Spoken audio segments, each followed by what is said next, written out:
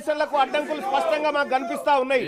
ఆ అడ్డంకుల విషయంలో మేము మిమ్మల్ని తప్పు పట్టట్లేదు, అడ్డంకులు అందరికీ ఉన్నాయి. కానీ మీరు ఇవ్వడానికి మీ చేతిలో ఉన్నటువంటి అంశాలు అనేకం ఉన్నాయి. ఇక్కడ మీ చేతిలో ఉన్నటువంటి అంశాలు అనేకం ఉన్నాయి. బీసీ సప్లాన్ తీసుకురావడానికి సుప్రీంకోర్టుతో పంచాయతీ లేదు, మనకి కేంద్రంతో పంచాయతీ లేదు. కాబట్టి బీసీ సప్లాన్ విషయంలోనైనా మీరు చర్యలు తీసుకోండి.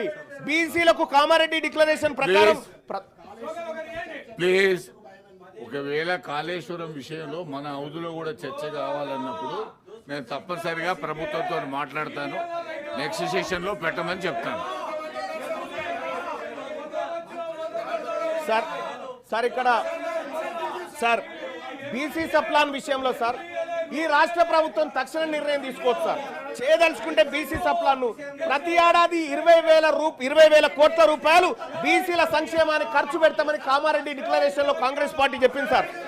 5 ఏళ్ల కాలంలో 1,00,000 కోట్లు బీసీల సంక్షేమానికి ఖర్చు పెడతామని చెప్పినటువంటి కాంగ్రెస్ పార్టీ 2 బడ్జెట్లలో కలిపి కనీసం 20,000 కోట్లను కూడా బడ్జెట్ లో కేటాయించలేకపోయింది సార్. ఇక్కడ వివక్ష కనిపిస్తా ఉంది సార్. ఈ జయంగా కాంగ్రెస్ పార్టీని అడ్డుకోవడానికి ఏ శక్తి లేదు సార్. మేమందరం సపోర్ట్ చేస్తాం సార్ ఈ విషయంలో.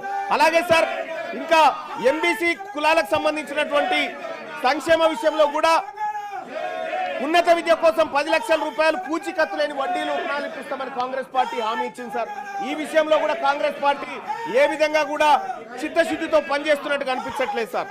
అలాగే సార్ అన్ని జిల్లా కేంద్రాల్లో 50 కోట్లతో convention hall, press club, study circle, library, క్యాంటీన్లతో ఉన్న ప్రొఫెసర్ జయశంకర్ బీసీ ఐక్యతా భవనాలు కట్టిస్తామని చెప్పారు సార్. అక్కడ కూడా సార్ వీటిలో ఎక్కడ కూడా ముందడుగు పడలేదు సార్. ఎక్కడైతే హార్డీలు ఉందో అక్కడ పైన ఫోకస్ చేస్తా ఉంది రాష్ట్ర ప్రభుత్వం. కానీ చేయాల్సిన పనుల విషయంలో మాత్రం కొంత నిర్లక్ష్యంగా ఉండడం బాధాకరమైనటువంటి అంశం సార్. ఇంకొకటి సార్ 3 లక్షల కంటే తక్కువ వార్షిక ఆదాయం గల బీసీ కుటుంబాల యువతకు ర్యాంకుతో సంబంధం లేకుండా మొత్తం ఫీజు రియంబర్స్మెంట్ ఇస్తున్నారు సార్. ఇవాళ ఫీజు రియంబర్స్మెంట్ బకాయిలు విపరీతంగా అక్కడ పడి ఉన్నాయి సార్. ఆ ఫీజు రియంబర్స్మెంట్ బకాయిలు ఇస్తే తప్ప బీసీలు టీసీలు కానీ లేకపోతే వాళ్ళ సర్టిఫికెట్లు కాలేజ్ యాజమాన్యాలు ఇవ్వలేని పరిస్థితి ఉంది సార్. అందుకోసమే ఫీజు రియంబర్స్మెంట్ లో మీరు చేయాల్సిన కార్యక్రమాలు ఉన్నాయి, అవి చేయండి. అలాగే చేతి వృత్తులకు సాయం చేస్తామని కాంగ్రెస్ పార్టీ ఆ రోజు కామారెడ్డి డిక్లరేషన్ లో అవకాశం కల్పించింది సార్, మెన్షన్ కూడా చేసింది. వృత్తి బజార్ పేరుతో ప్రతి మండలంలో 50 దుకాణాలు, షాపింగ్ కాంప్లెక్స్ ఏర్పాటు చేసి మంగలి, వడ్రంగి, చాకలి, కుమ్మరి, స్వర్ణకారుల వంటి చేతి వృత్తుల వారికి ఉచితంగా షాపు స్థలాలు అందజేస్తామని చెప్పారు సార్. గడిచిన 2 సంవత్సరాలలో ఇప్పటి వరకు ఒక్క షాపు కానీ దయచేసి శ్రవణన్న మీ స్వర్ణకారుల గురించి మాట్లాడుతున్నా, దయచేసి మీరు ఓపికగా ఉండాలా.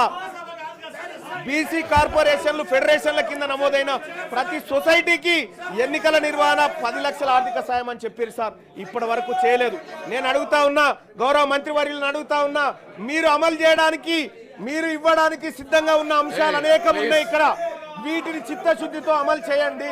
42% రిజర్వేషన్ విషయంలో మీరు పోరాడుతున్నటువంటి విధానంలో కానీ లేకపోతే కేంద్ర ప్రభుత్వం సృష్టిస్తున్న అడ్డంకుల విషయంలో కానీ మేము మీకు అండగా నిలబడతాం. కానీ మీరు కామారెడ్డి డిక్లరేషన్ లో ఇచ్చిన ప్రతి అంశాన్ని అమలు చేయడంలో మీ చిత్తశుద్ధి సరిగా లేదని నాకు అర్థమవుతా ఉంది. అలాగే అధ్యక్ష ఇక్కడ మంత్రివర్గాల విషయంలో మా బీసీలకు ఇంకా మంత్రివర్గాలు పెరగాలన్నటువంటి అవసరం ఉంది అధ్యక్ష. మా బీసీలకు మంత్రులు పెరగాలి, మా బీసీలకు అవకాశాలు పెరగాలి, మా బీసీ సర్పంచ్లకు, మా బీసీ ఎంపీటీసీలకు, మా బీసీ జెడ్పీటీసీలకు అందరికి కూడా అవకాశాలు మెరుగుపడాలి అధ్యక్ష. Don't come to this please. మీకు మైక్ ఉంది, మీకు మైక్ ఉంది, అక్కడ వెళ్ళండి ప్లీజ్. మీ మైక్ మీ సీట్ లో కూర్చొని మాట్లాడండి ప్లీజ్. అక్కడ వెళ్ళండి please.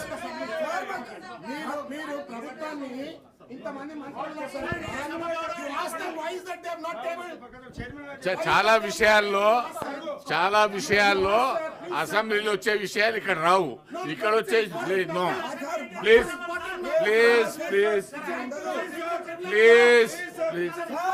Madhu, please go and sit there. Go to your seat please. మీ సీట్లలో వెళ్ళండి ప్లీజ్. బీసీ బిల్ మీద మాట్లాడండి, అవకాశం ఇస్తాను please. Complete your complete your thank you sir. Sir ఇవాళ ఈ రాష్ట్ర ప్రభుత్వం తీసుకొస్తున్నటువంటి సవరణ ద్వారా అధ్యక్ష, గతంలో కేసీఆర్ ప్రభుత్వం తీసుకొచ్చినటువంటి ఈ 50% ఏదైతే 34% చేయాలన్న వాళ్ళ ప్రయత్నాన్ని అడ్డుకున్నారు సార్ ఆ రోజు హైకోర్టులో. ఇప్పుడు మళ్ళొక్కసారి అడ్డుకోరన్న గ్యారంటీ ఏమైనా ఉందా?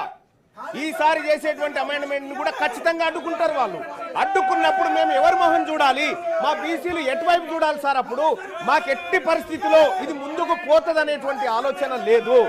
మీ కళ్ళ ముందున్నటువంటి అన్ని అంశాల్లో బీసీ డిక్లరేషన్ ని ఉన్నది ఉన్నట్టుగా ఈ 42% మీరు సాధ్యమైనంత వరకు మీ ప్రయత్నం చేస్తూనే మిగతా అంశాల మీద ఫోకస్ పెట్టాల్సిందిగా ఈ రాష్ట్ర ప్రభుత్వాన్ని కోరుతా ఉన్నాం సార్. అలాగే ఇదే బీసీలకు సంబంధించినటువంటి విషయంలో ముదిరాజులను అధ్యక్ష, ఇదే కామారెడ్డి డిక్లరేషన్ లో మా ముదిరాజ్ సోదరులను GOMS నెంబర్ 19/2/2009 పునరుద్ధరణ చేస్తామని చెప్పి కాంగ్రెస్ పార్టీ హామీ ఇచ్చింది అధ్యక్ష. ఇందులో BCD-లో ఉన్నటువంటి ఈ తెలంగాణ రాష్ట్రంలో అత్యధిక జనాభా కలిగినటువంటి ఈ బీసీ బిడ్డలను, ఈ ముదిరాజ్ బిడ్డలను BCD నుంచి BCA-లోకి అధ్యక్ష మా ఇంకో అరల నుంచి ఇంకో అరలకు వస్తాంటారు తప్ప వాళ్ళు ఇంకో దాంట్లో పోయి గుంజుకుంటామని చెప్తలేరు అధ్యక్ష. ఈ ఇచ్చిన హామీ ఎందుకు అమలు చేస్తలేరు అధ్యక్ష? ఇది సుప్రీంకోర్టు అడ్డం పడతా ఉందా? దీనికి ఏమైనా పార్లమెంట్ అడ్డం పడతా ఉందా? దీనికి ఏమైనా కోర్టులు అడ్డం పడతా ఉన్నాయా? రాజకీయ పరమైనటువంటి నిర్ణయాన్ని కాంగ్రెస్ పార్టీ తీసుకొని ఇది చేయొచ్చు అధ్యక్ష. ఇది చేయకుండా ఇది అట్లే పెట్టింది. గంగపుత్రుల విషయంలో కూడా ఇదే పరిస్థితి అధ్యక్ష. ఇవాళ గీత కార్మికులకు మనము వైన్ షాపులలో రిజర్వేషన్ అని చెప్పి చెప్తా ఉన్నాం అధ్యక్ష. ప్రైవేట్ యూనివర్సిటీలు పెట్టే కాడ మా గీత కార్మిక, మా గౌడ సోదరులకు అవకాశాలు కల్పించండి. ప్రైవేట్ కాంట్రాక్ట్ల దగ్గర అధ్యక్ష 42% రిజర్వేషన్ కాంట్రాక్ట్లు ఇచ్చే కాడ ఈ బీసీలకు ఇవ్వంగా ఏ చట్టం అడ్డుకునే పరిస్థితి లేదు అధ్యక్ష. మీరు వాళ్ళని పైకి తీసుకురావడానికి మీ కళ్ళ ముందు అనేకమైనటువంటి అంశాలు ఉన్నప్పటికీ కూడా ఇది చేయకుండా ఇవాళ కాంగ్రెస్ పార్టీ కేవలం 42% బీసీ రిజర్వేషన్ పేరుతోనే మమ్మల్ని తిప్పడం ద్వారా లాభం ఏముండదు అధ్యక్ష. మీరు చేయాల్సిన ప్రయత్నం చేస్తూనే ఇచ్చిన హామీలను నెరవేర్చాల్సినటువంటి అవసరం ఉంది అధ్యక్ష. మత్స్యకారుల హక్కులకు సంబంధించి మత్స్య సామాజిక వర్గాల మధ్య పెండింగ్ లో ఉన్న సమస్యలు పరిష్కరించేందుకు త్వరితగతిన ప్రయత్నం చేస్తామన్నారు అధ్యక్ష. అదేటిపోయిందో అయితే గొర్రెల స్కీమ్ ను కాంగ్రెస్ పార్టీ ప్రభుత్వం ఏర్పడ్డ తర్వాత 100 రోజుల్లోనే 2వ విడత గొర్రెలు పంపిణీ చేస్తామన్నారు అధ్యక్ష. 2వ విడత గొర్రెల పంపిణీ కార్యక్రమం ఎటుపోయిందో కానీ ఇక్కడ మొదటి విడత గొర్రెల పంపిణీ కార్యక్రమంలో దోషులైనటువంటి వాళ్ళని ఇవాళ ప్రజాక్షేత్రంలో దోషులుగా నిలబెట్టలేకపోయింది. ఈ విషయంలో కాంగ్రెస్ పార్టీ కొంత ఇబ్బందికరమైనటువంటి పరిస్థితుల్ని సృష్టిస్తా ఉంది అధ్యక్ష. ఇక అలాగే వైన్స్ రిజర్వేషన్లు అధ్యక్ష, వైన్స్ ల విషయంలో 15% ఉండే గౌడ్లకు రిజర్వేషన్లు 25% పెంచుతామని చెప్పారు సార్ కామారెడ్డి డిక్లరేషన్ లో.